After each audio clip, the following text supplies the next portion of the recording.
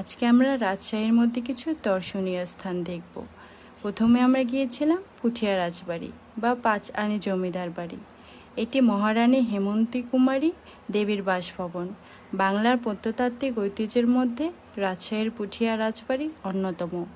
1895 সালে মহারানী হেমন্তী কুমারী দেবী আকর্ষণীয় ইন্দো ইউরোপীয় স্থাপত্য রীতিতে আয়কর দ্বিতল বর্তমান রাজবাড়িটি নির্মাণ করেন। এটি দেখতে সত্যি অনেক অসাধারণ। এরপর গিয়েছিলাম কুসুম্বা মসজিদ। বাংলাদেশের নওগাঁ জেলার মান্দা উপজেলার কুসুম্বা গ্রামের একটি প্রাচীন মসজিদ। কুসুম্বা দিঘির পশ্চিম পাড়ে পাথরে তৈরি ধূসর বর্ণের মসজিদটি অবস্থিত। বাংলাদেশের 5 টাকার নোটে এই মসজিদের ছবি দেওয়া আছে।